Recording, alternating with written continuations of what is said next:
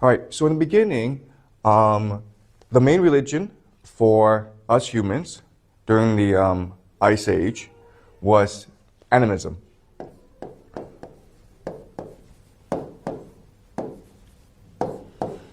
Okay?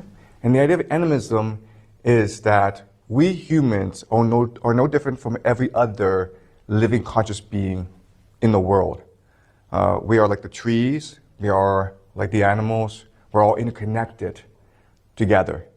And life is just a cycle of life and death, birth and rebirth. All right? And this religion is still around today in many primitive societies, for example, in the Amazon. And then we transition to the mother goddess.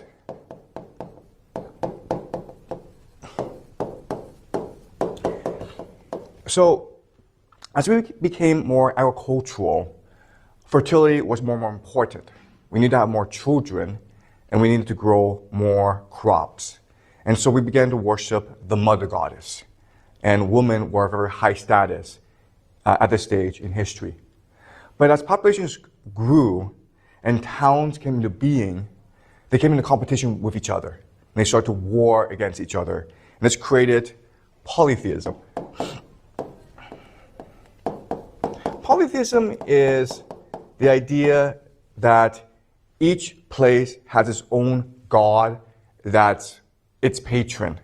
And when these places come into conflict and war, the way they settle disputes is the losing party, their god becomes their servant.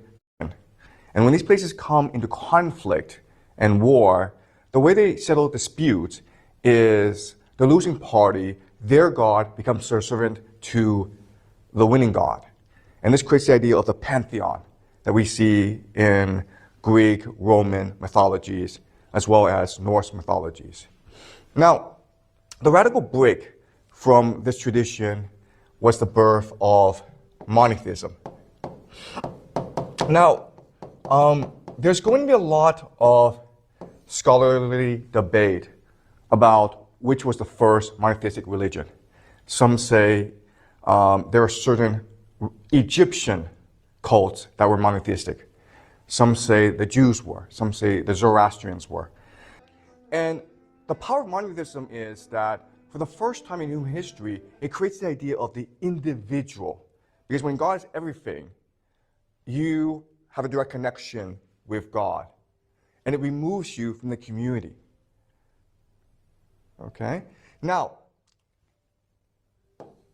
this will create a lot of problems in the future. But at this point in history, remember, monotheism is being promoted by the Roman Empire as a way to consolidate its rule over its vast territory. At this stage in history, this is not a problem. And the reason why is mediating you and God is the Catholic Church. But not only that, the Catholic Church mediates God for everyone. So in this way, the church creates its own community. Okay, so at this stage in history, this is not a problem. But remember, the church becomes corrupt, and there are many religious reformers who believe that you don't really need the church in order to access God. In fact, you have a moral imperative to access God directly through the Bible. You have to read the Bible by yourself, and you have to interpret it properly. Okay? And so, obviously, the most famous reformer is Martin Luther. Now, this is important because what will happen is, by limiting the church, you create direct access to God, and this creates the idea of crisis in faith. The idea of crisis in faith is, how do you truly know as a person whether or not you love God? And how do you know God loves you? Think about your mother, right? You know your mother loves you, and you know you love your mother, but there are many days when you really hate your mother, and you fight with your mother. Okay, so it's hard for us not to doubt ourselves. And so this creates the crisis in faith Because in Protestantism, you are required to show absolute faith and devotion in God. If you doubt, if you hesitate, you will be condemned to hell. All right, so this creates the idea of crisis in faith. Historically, there have been many solutions to this problem. Different prophets have proposed different solutions.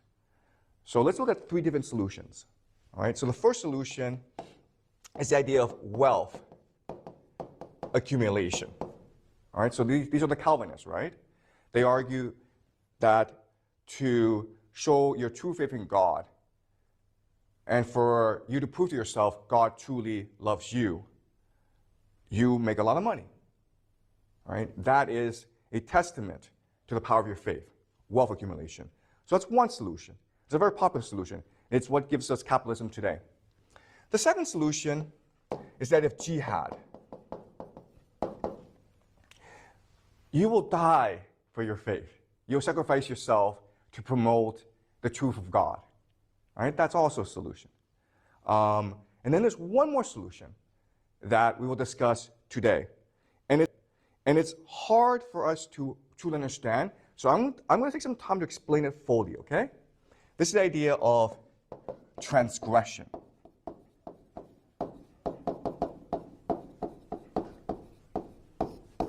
So let me explain it to you slowly. The idea is this.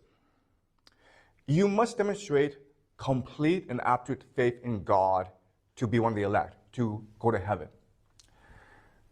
To do so, you must demonstrate courage.